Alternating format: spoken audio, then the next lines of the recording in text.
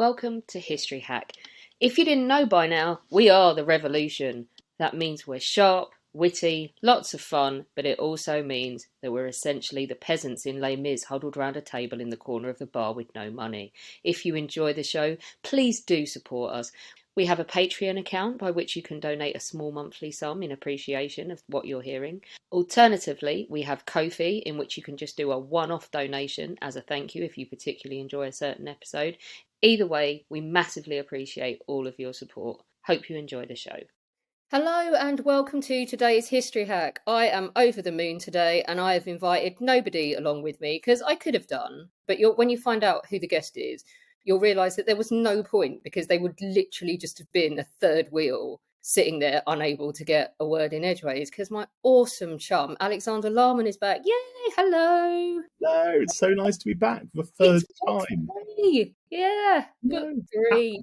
So this is yet another round of the Alex and Alex stand-up show on the Duke of Windsor, but obviously rooted in serious historical study. Your new book is out today. Happy publication day. Thank you very much. I'm so proud of you. Having got through this without killing yourself or someone else, which we'll get into, because it's come close a few times, let's face it. He's a challenge. So, tell us what the new book's called. Well, it's called Power and Glory, and the subtitle is Elizabeth II and the Rebirth of Royalty, which is catchy. Yeah. So, book one was the abdication. Yep. Book two was, for want of a better description, the fuckery of Edward and Wallace all the way through World War II. And George VI, basically. Yeah, and this is what I like about it, because I think it would be unpalatable if it was all them because they're so terrible. But what you've done is work in the wider narrative of the royal family. And with this one, you've done that. Really, there's like three main characters. So we have a heroine, we have Elizabeth II, we have someone to root for that most people would say they liked or at least grudgingly respected. And we all know what I think of George VI. I named my cat after him. But we're going to make people buy the book. So we're going to talk about the third character, who has now sort of deservedly become supporting cast, I feel, which makes me very happy. So I guess with the Duke of Windsor, let's recap and finish up World War II. I think you agree with me that as a royal historian, you've failed if all you ever do is praise these people, and they are flawed human beings. So first of all then, explain why this needed to be a trilogy, because you had reservations about why it wouldn't work, didn't you?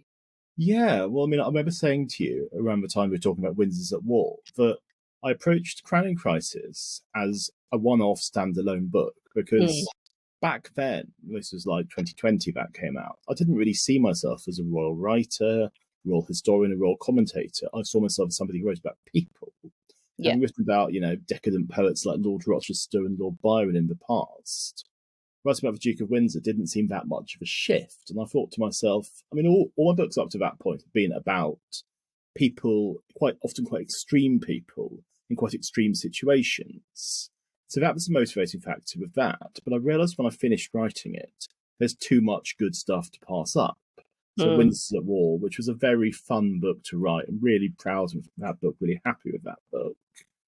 Came out. And then there's this weird moment I had where I thought, well, it's a trilogy. There's an obvious third book to be written. There's this space you need to deal with. But I was thinking, I'm not sure I want to. You can't out-drama World War II, though, can you? That's the thing. Because what I was really worried about is, look, take the original Star Wars series. You've got Star Wars, great film, Empire Strikes Back, better film. Yeah, which gives away the best plot twists and has all the best action. Precisely, and the best score as well.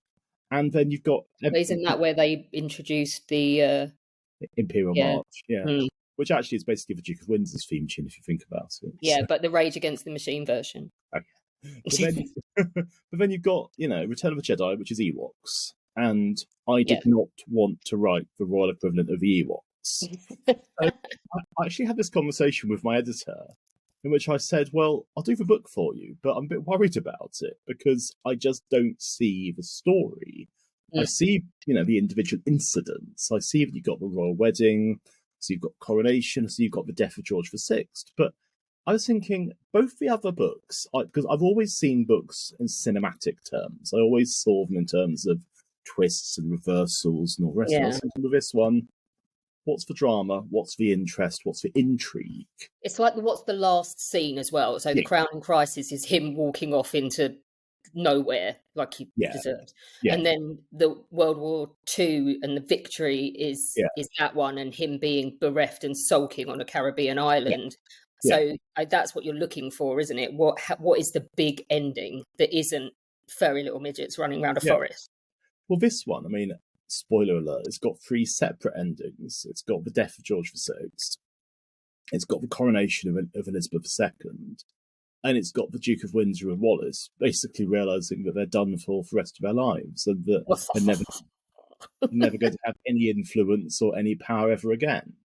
And of Yeah, so course, that leads us on to the next question really nicely, yeah, actually. So, because you did tell brilliantly, I love the Winds of the War. It's amazing, and I love the inscription you wrote in the front of mine as well. The book launch after mine, it's brilliant.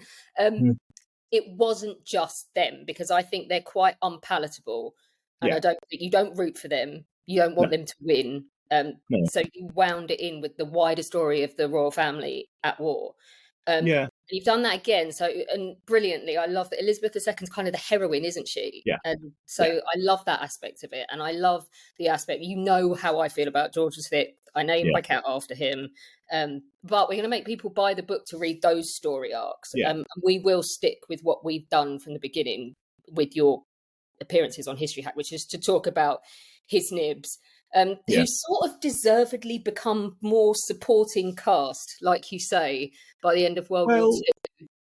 it's a bit weird because the book has 3 protagonists. If this was a film, you know, the lead character is Elizabeth. The Mm-hmm. second character is her father.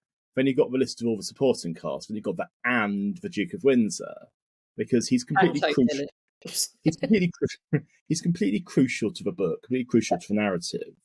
And I made the decision very early on that he was going to be in every 3rd chapter at least, Yes. because I thought, you see, what was so interesting was I knew the central narrative was going to be about his writing his memoirs, Mm. because very helpfully they come out just before his brother dies. Yeah. So that's quite a neat self-contained balance, because what I try to do in Winds of the War a lot, and I'll try to do it again, but probably more subtly here, is to try and bring the Duke of Windsor in whenever there's some moment of high drama, high, success or failure, whatever, for the proper royal family. He comes in and does something awful. Yeah. I think because it's hard, isn't it? Because he is so redundant by this point that Yeah, he can't top the royal wedding. He no, can't top the unexpected death of George VI. He can't top VE Day. So he no. is just kind of like hanging around like a fart in a lift. But I love that you let him, because it But, showed you the full rounded picture of where he fits in. but what I'm terrified with my books is being boring, because I've just read another book about the Duke of Windsor, and Mm. I'm not going to name it. It's not very good. I've just No. reviewed it, so if you want to know my opinions, they'll be available publicly quite soon. But I was frequently quite bored by it because I didn't feel that the narrative progression was strong enough. Yeah. And I think it's very easy, especially with writing about these characters in this period, to get bogged down. And Yeah. because what I use a lot of, material like letters and diaries and journals and stuff like that, from the Royal Archives or from other archives. But always, always, a question that I ask is this illuminating somebody's thoughts? Is this acting essentially like dialogue? Because there's no point putting pages and pages of stuff in for sake of padding. It's Yeah. always got to serve the same purpose as an exchange between 2 characters would. Yeah. So, How yeah, we I mean, got 60,000 words off our manuscript by going, what's the point? What's the point? What's the point? What's the point? well, there's always, always a point when you're writing a book that you think, where's it going? What's just going to add up to? And what I often find is either it's going to be far too long, or Hmm. occasionally it's going to be far too short. And it's funny because sometimes you think to yourself, you could tell the story of the crowning crisis in 1,500 words without a lot of difficulty. But what that would miss would be all the intrigue, all the drama, all the Or the colour. suspense. You'd Yeah, just be precisely. drawing the outline. You wouldn't be colouring it in, would you? Yeah. And I mean, to an extent, that's true here as well, that the basic facts are just that. You've got VE Day, you've got Elizabeth and Philip, you've got the King's health lessening, you've got his death, you've got the coronation. That is the basic trajectory of the book. But then you've got the Duke of Windsor and Wallace stuff, which I think is what gives it its real interest and gives it its real intrigue. Because what's always amusing for me is any writer who says they don't read their reviews of things like Amazon and Goodreads is lying. Lies. Because you do. And what I've been quite lucky in that, generally speaking, people have been quite positive about it, the last two books. I hope they are about this one as well. But what's quite funny is that a lot of people criticise me for too much snark. And I think you can never have too much snark when it comes to the Duke of Windsor. I don't need those people in my life. You're leading us on to the next question brilliantly again. And I think part of the reason that your stuff works so well, and I try and do it as well, is that a lot of people approach writing royal history and it's like hagiography. Yeah. And that if you're doing that, you're not doing your job as a historian properly, because these are flawed human beings. So let's start talking about the narrative of him and her after the Second World War, and just say, like, one thing I think I pick up from you, because you just say it, is it bugs you, the absolute lack of consequences within the firm and how they react to his behavior in the Bahamas and beyond. Because I mean, he is a traitor during the Second World War. Yeah. Well, it's funny because I wrote the prologue to the book when I was really quite ill last summer, and obviously, even a sort of being bedbound and having a high temperature and all the rest of it doesn't stop me writing articles and prologues and stuff like that.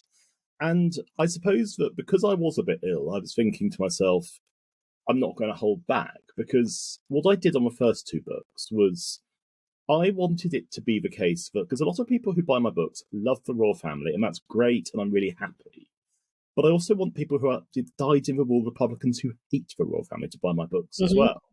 Because they trust you to be honest. Well, precisely, because I'm somewhere in between. I mean, I'm not a monarchist. I'm not somebody who believes the royal family is a wonderful, brilliant institution. I think it's deeply flawed. I mean, I think what we've just seen the last few weeks, we won't get onto this, otherwise we'll be here all day and all night, but with William and Kate and all the rest of it. I mean, that is not the sign of a functioning organisation. That's the sign of an organisation in chaos.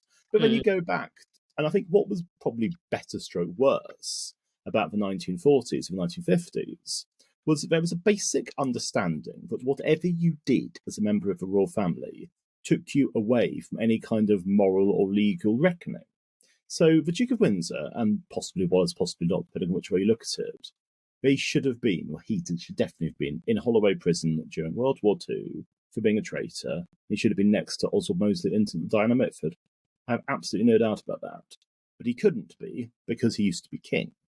And you think to yourself, but why does that absolve you of any responsibility? And I suppose because surely it makes it worse, right? Yeah. I mean, because I don't know how long the books are in total. I mean, I'm presuming I've written about 300,000 words between 1936 and 1953, which is, I mean, it's a lot for this period. But what I've tried to do over these books, I think that the reckoning comes in Power and Glory, is to actually ask what monarchy is, what the point of it is. Because, I mean, I don't think anyone's going to have missed the idea that Power and Glory is a heavily ironic title.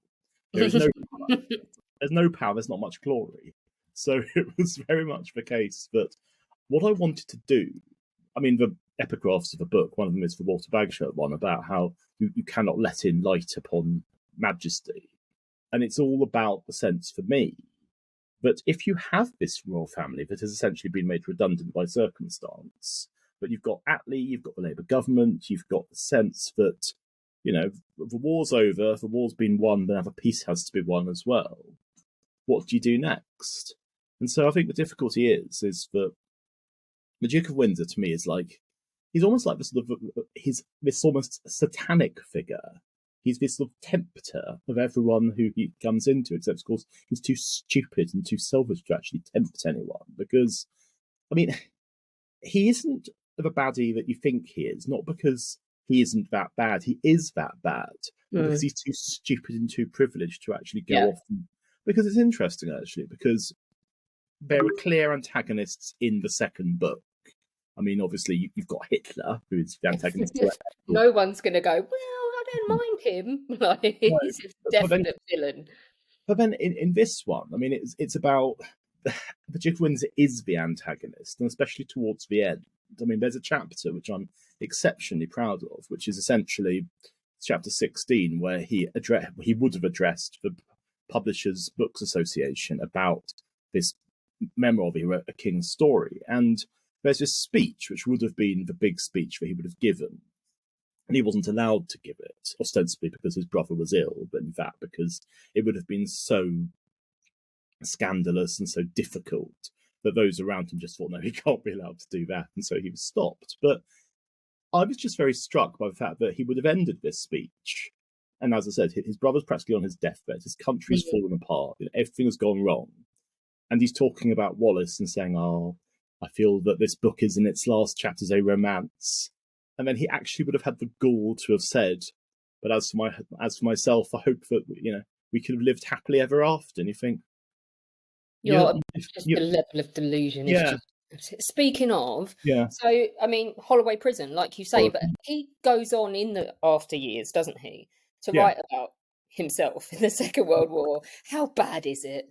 How detached from reality is it? Well, what's quite interesting is that there's some biographers who think he was quite a good governor of the Bahamas, and actually, there is this book that's been recently published, but I think there has always been a sort of a Duke of Windsor truther movement. There are people who I think would defend him, and often they would use his own words to defend him, and you think, I wouldn't go down that road myself. I mean, is it not the nicest thing you can say about it? He didn't fuck it up as much as they thought he might. Well, he couldn't have. I mean, that's the thing. He didn't actually have enough power to fuck it up. But then, of course, okay, but set against that, he had absolutely no administrative experience. He didn't know his arse from his elbow when it came to organising these things. But you're also going to his place with enormous racial and social tensions in the middle of a world war. I mean, it's a classic example of the wrong person at the wrong time. So, yeah, I mean, it wasn't a great idea. No, I thoroughly lost interest in these two idiots by 1945, but there's still 30-odd years to go before he croaks it, isn't it? So what do they want next? And is it fair to say the palace wish they'd just shut up and go away and live quietly somewhere and not cause any trouble? Because there are a lot of failed plans about what to do with him. Well, yeah, because something that I was agonising about including in the book is the same thing actually with Windsor at War, but there was a lot of material of Windsor at War about the relationship between him and Bertie. And I kept thinking, is this too much? Is this too much detail? Is this too much to do? But I thought, well, if you don't include all the detail, then nobody else is going to. So in a sense, you have a duty with these books because, I go to the Royal Archives and I see these documents, which either haven't been seen before or haven't really been used before. And I feel it's my duty as a historian to actually take these and put them in a context and in a narrative where, we write to entertain and to inform, but we also write to have these things in some sort of permanent context. And I think that's really saying we're the first people to look at this stuff. And it was the same when I got the Prince John stuff as well. Like, to be the first person to see more than 3 documents and actually say, we'll get onto A King's Story and the childhood crap that has just reigned forever since. And that had to become a massive section in the book that I did about George V in the First World War, because I had to say he was not an ogre, and you're listening to the opinion of a sulky, middle-aged twat muffin who didn't get his own way. Twat muffin is what the book should have been called, isn't it? Yeah, no, we're coming off as very disrespectful, but he doesn't deserve respect, people. He doesn't. If you've literally gleaned your opinion of this man from the Madonna film and that, then give your head a wobble and buy all 3 of Alex's book, and then come back and have a conversation with me.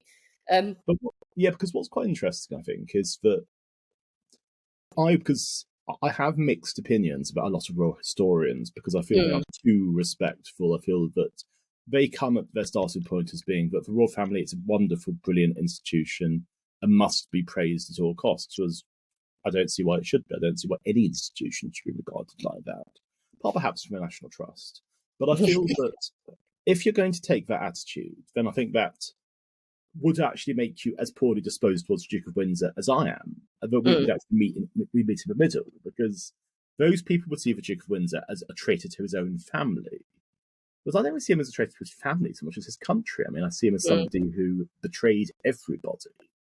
And, I mean, I've tried, Alex, I really have, to find the good things about him.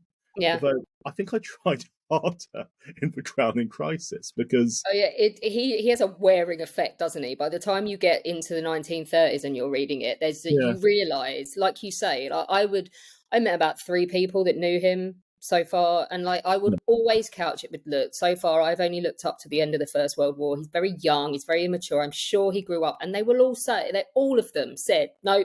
He was an adolescent till the yeah, end, and you look for a redeeming quality, and you realise as the further you go into researching him that they really just aren't there. no, Apart from saying, I don't think you could call him lazy.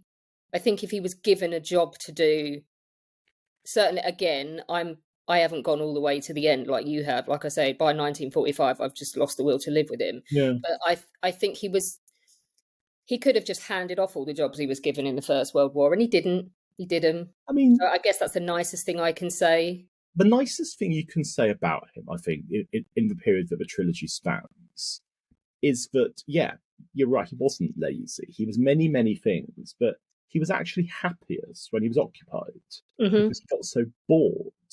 And I think what I've tried to do in Power and Glory is at points in the narrative, you should feel sorry for him because you see how empty his life was, Yeah, see how profoundly pointless everything was because he was in that horrible position that he had enough money to get by and have everything that he could want on a day-to-day level, but he didn't have enough money to do anything. He didn't have yeah, enough money to be able to found anything or to have a business or anything like that. So it was a very posh form of prison, basically. I mean, that's the best way I can put it. It was that, and his family didn't want to know because yeah. he was a mixture of an embarrassment and a Mm. reminder, I think, of his bygone age.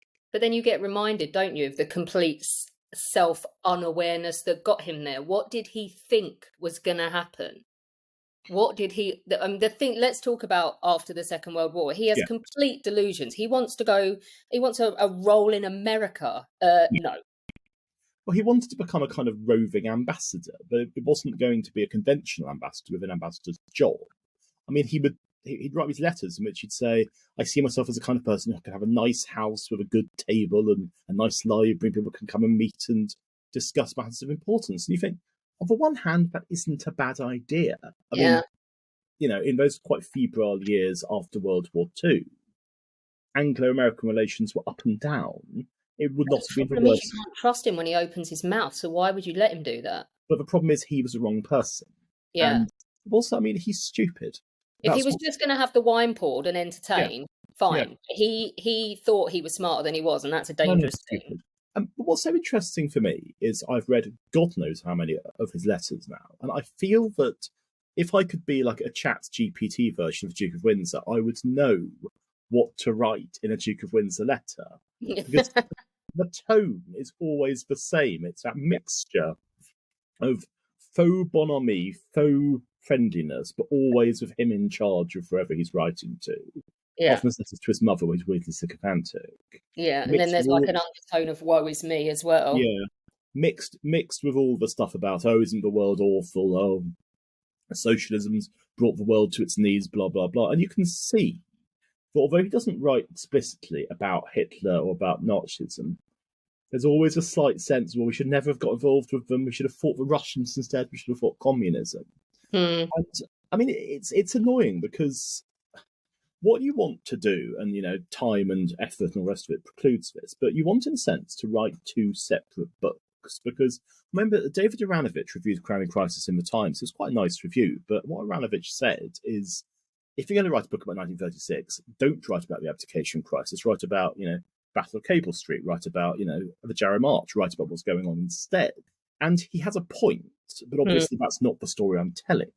Yeah. What I would say is that in every book, there's the story you're telling, which is the sort of hopefully the page turning character study, but there's also the sort of a wider social history, which you can't talk about as much as you want to talk about because you just don't Yeah. have the space and time. But this one, to me, is all about England changing, and it's all about the way in which you can see that the country has weathered World War II, but there's nothing left. And I mean, in a sense, there's almost a Shakespearean quality to it because George VI's personal exhaustion mirrors the country's personal exhaustion.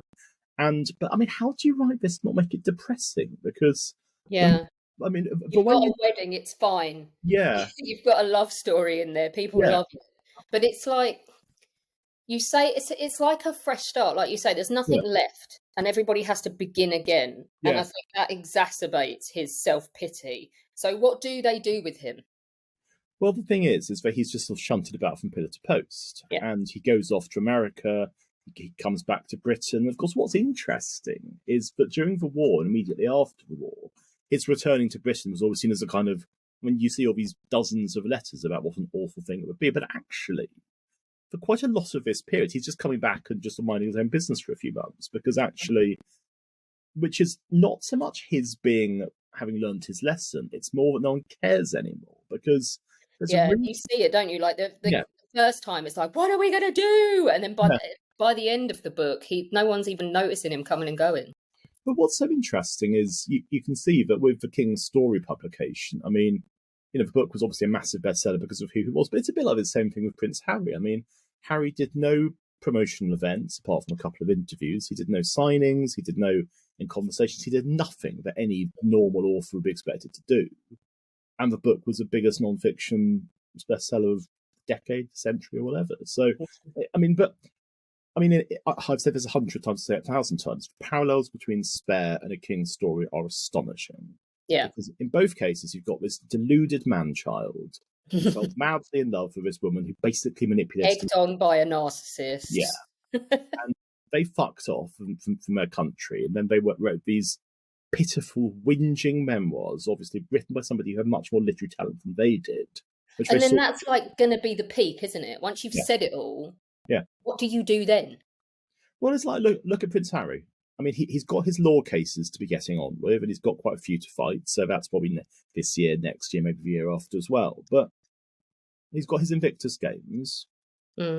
He's got his divorce whenever that comes up. But I mean, but apart from that, I mean, what does he have in his life? And the answer is not very much. And it's interesting because the Duke of Windsor was attacked, or basically having. I mean, there's a great Tommy Lascelles thing when Lascelles says that he has sold his recollections for profit, for motive that is vulgar in a form that is demeaning, or something like that. And that's exactly what Prince Harry's done as well. And there are great similarities between Harry and Edward. But then you think to yourself, well, are there other similarities? Because there are similarities between King Charles and the Duke of Windsor as well. I mean, I think that there is the Windsor line, and you can't just pick and choose the bits you like and the bits you don't like. And I think that what you can see is that with the Duke of Windsor, I mean, he was much more public than a lot of these people, because especially after he stopped being king, the old motto, never complain, never explain, went out the window. A lot of complaining and a lot of explaining as well. Let's talk about his book. So first off, the palace shat the bed in 1947, didn't they? Because he did a trilogy of things in Time magazine, but they were really benign. Life magazine. Life magazine, that was it. And they were really benign and actually didn't cause a stink at all. No. And he was very reserved and it was very unlike him. Yeah. And then in the 50s, he does the memoir. And I love the story of, tell us about the memoir he actually got, but that we also got the one that his ghostwriter wanted to write as well, didn't we? In a way. Well, what we got a series of letters from his ghostwriter, which his ghostwriter was basically saying, help, I can't handle this. The man's impossible to work. Can I go off and do anything else? I mean, I think there's one letter which I couldn't stand up, in which he actually says to the guy who's his boss, can I go to Timbuktu? I'd rather go to Timbuktu. Yeah. And so it's... Can I go and live with Stalin? Can I do that? Precisely. Like, can I do anything other than with this man writing this awful book? And then, of course, he took his revenge years later because he co-wrote this memoir called, I think it's A Windsor Story or V Windsor Story. That's it, yeah. And he included all the juicy stuff that he wasn't allowed to, didn't he? And, of course, he's writing about himself in the third person as well, which is quite funny because it's... Yeah, anyone who does that, I'm like, dick. But, yeah, I mean, I suppose that what I have to ask, and this is going to be my sort of central focus of this year whenever I talk about the book, is, have I been too harsh on the Duke of Windsor? And I don't think so, because I don't see how you can be too harsh on a man with that many failings. But then on the other hand, you look at all of his actions. For instance, there's a big subplot in the book about how he kept trying to get Wallis the title of Her Royal Highness. She didn't really care. I mean, she didn't care all that much about it because she knew because there's this weird thing that if she was at a dinner where there was a duchess at the dinner, the duchess actually outranked her. Because Outstanding. so it's basically that Wallace would be expected to curtsy because she was only a duchess by marriage, whereas if you're a duchess by inheritance, you outrank a duchess by marriage. So this is something that actually, people who really know their etiquette and really know their court protocol, they are always so interesting to get the goss from, because obviously you can see that Wallis was obviously, she's from Baltimore. She didn't care about this stuff. But Edward, out of a mixture of vanity and arrogance and everything else he was so good at, like, no wife of mine is going to curtsy to anyone. You're thinking, well, and so that's the thing. It's that, but I mean, there's just this vacuousness, and writing about vacuousness is hard because you do not want to be, as an author, you don't want to be boring or repetitive. And it's so funny because whenever you write a book, you always think to yourself, I mean, I'm not saying that I do this all the time, but I do it all the time. Because I review books a lot and I see what flaws, especially non-fiction, and I think, right, how would I have done that differently? What's the problem there? What's not working? Sometimes it's just structural. Sometimes books are far too long a lot of the time. It's editing. But other times, naming their names, but a book I just reviewed, you think, no, the whole central concept of this book is wrong. You can't stand it up except by basically taking the evidence and cutting and pasting and making it, stand up to what you want your thesis to be. And so, I'm not being funny, but you and I had to sign a contract with the Queen when we started working that says you're not allowed to do that. That's the only caveat when you go to the Royal Archives. They don't hide things from you. I mean, there's sensitive stuff you won't get given. You won't get given details of what medicine Queen Mary got given for diarrhea or something because it's unseemly, and I don't really want to know anyway. But you sign a thing, and the only thing you agree to do is to use what you quote in context. Yeah, which is... But then what was so extraordinary about that book that I'm talking about was that the writer said that she was given all this stuff that had never been sorted or filed. And I was thinking, no, you weren't. They don't do that. No, I mean, because what we can both say authoritatively is that the Royal Archives will give you precisely what they want you and you personally to see. Yeah. They'll give you no less and no more. I mean, certainly it's a partnership with the person you get allocated to you. I don't know who you got, but I have Laura, and it's like I will tell her what I want to write about. I will say I want to write about George V as a parent, and because there's no catalogue, so she'll go off and she'll find me what I need, but there's no cherry picking stuff out the box and going through it and stuff. That doesn't happen. No, well, I had the excellent Julie Crocker, who's been a real help. I love her. Well, she's been a real help over all three books, and actually this one, I went to the Royal Archives more than on the other two, which is partly because 70% of the material that you want is in there. Yeah, I mean, if I look at a royal book from Victoria onwards, maybe not. There's been so much published about Victoria, whatever, from Edward VII onwards, and they haven't had Royal Archives access, then I don't believe that they're going to tell me it's not going to be authoritative for me. And if that makes me a snob, fine, but I don't see how you can do it. I don't. No, and I feel that if I hadn't been able to get to the Royal Archives, I'd have written Crowning Crisis. I doubt I would have carried on with the other two. Because actually, you can't. I mean, I think, to be absolutely honest, because I know people who've never been to the Royal Archives who are quite respected royal historians. Yeah. I know people who have pretended they've been to the Royal Archives, which is different. But no, I think that without that level of access and that level of research, no, I wouldn't see any point. And to say that, I think you might, depending on what you were writing about, you might write a passable royal book, but you won't write a blow everyone out of the water, you've never seen this before, accurate and contextually appropriate royal book. And just before we move on from the Royal Archives, I have to say as well that I know they get paid, but essentially, our access was granted by the late Queen, and that she's paying for them to work on this with us. So if you do get access, it's because they believe in your project, because it's their resources that they pay for, and they're giving you a person to work with you on your project. And the people that do work with us, so Julie and Laura and all the others, Alison and everyone else, they selflessly have co-authored everything that's gone through there, and their names don't get on the covers. So it just bugs me when people slate the Royal Archives. It really I always make it very clear, and I've done in this book, Julie is in the acknowledgements because Julie should be in the acknowledgements, because I owe a lot to her, just as I owe a lot to all the other people that I work on it with, and that's something that I may not much care for the royal family, but the people who work with the royal family, they don't earn a lot of money. They are astonishingly hard working. They're astonishingly committed, and I think a lot of them are brilliant. Speaking of family, family. he does have so he breaks his mother with the abdication, doesn't he? There is kind of, before her death in 1953, a sort of reconciliation of sorts.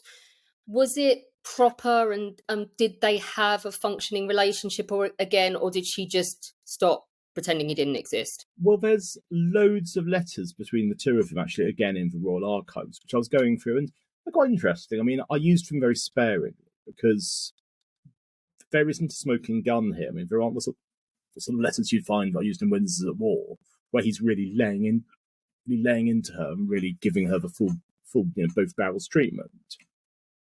Instead, it's a much more, mutually respectful is not quite the way to describe it, but it's much more polite.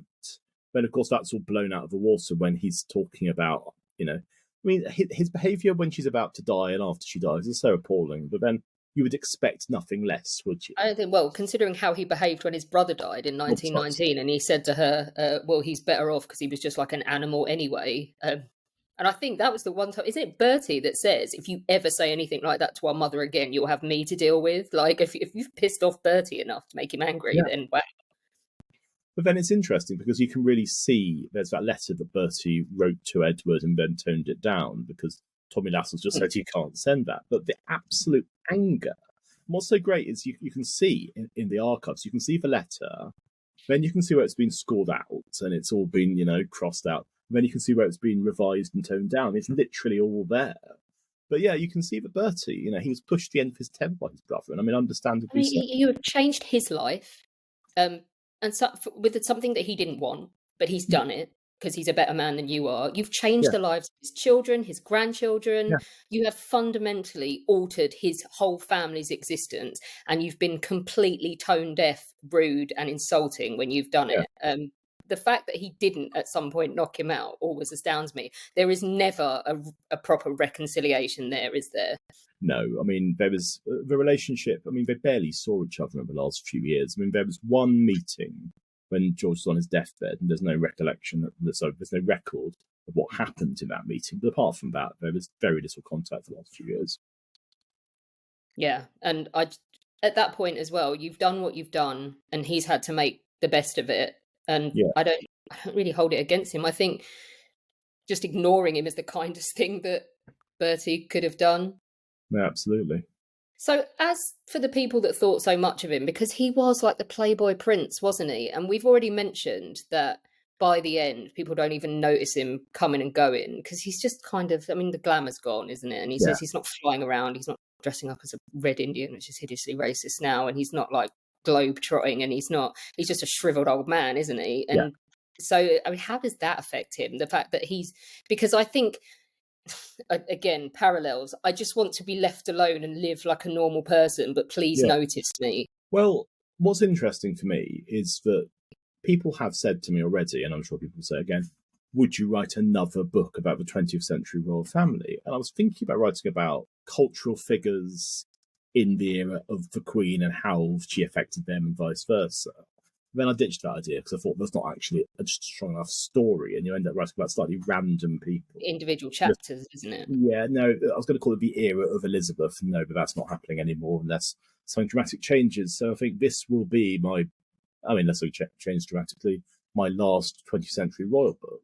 But one of the reasons for this is there is a book to be written about Elizabeth II. It will be an authorised royal biography.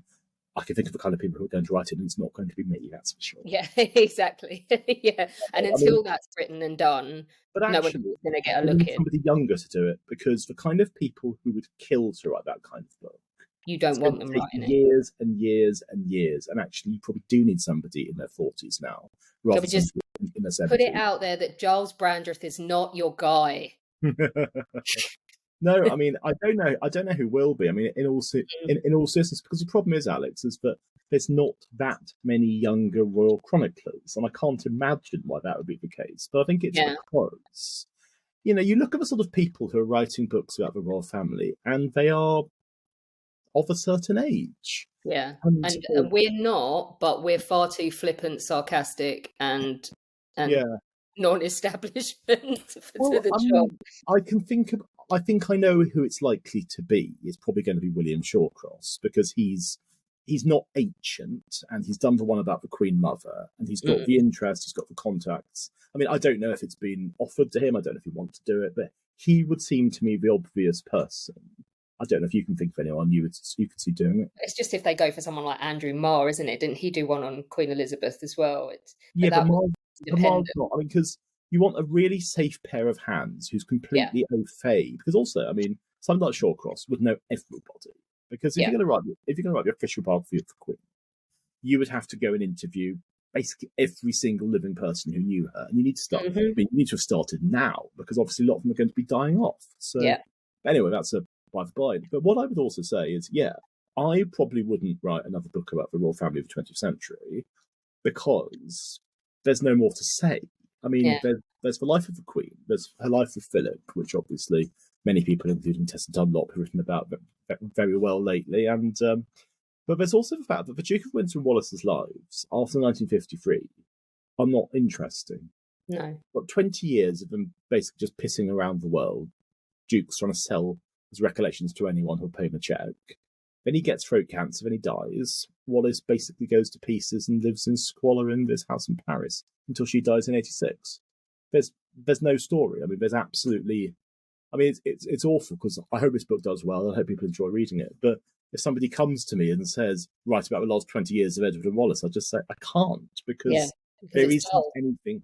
It's like, if you look at Philip Ziegler's book, which I think is, if not the best book ever written about Edward VIII, it's still the sort of definitive resource. Least kowtowing, icky, crawly book.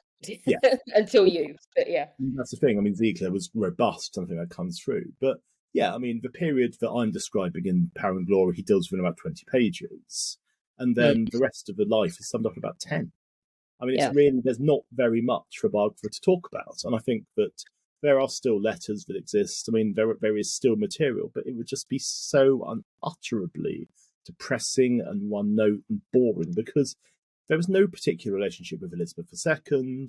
There's no relationship with the rest of the family. I mean, what's the story? I mean, what's the interest? Yeah. I think just finally then, because you've killed them both off, I would like to know what your sense is about how... So he becomes less and less relevant, which would kill him. How bitter and twisted is he about the family moving on without him? I mean, there's some horrible comments about Elizabeth, isn't there? But the wedding, the joy everyone else gets from the royal wedding and the coronation on TV and everything. How bitter is he?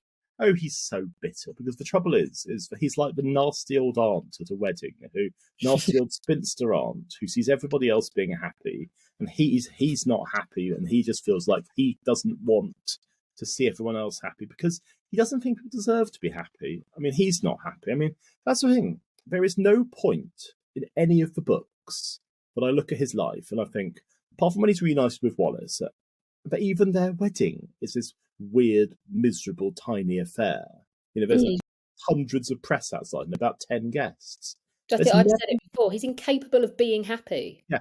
There's never a period in any of the books that I look at and I think that man is clearly happy. Alex, thank you so much for coming and talking about the last of your trilogy, which primarily is looking kind of at the Duke of Windsor, but also at 20th century royal history. I've absolutely loved all three of them, and I am excited to hear eventually what you'll be doing next. But do go and buy the book, Power and Glory, said rather ironically. And I even like the prologue was spot on as well. There's a reason they made such a big deal out of that in The Crown as well, that speech in 1947, because that must have been hard for him to hear as well. Her throwing down a marker, and then he had 30 years to watch her live up to it.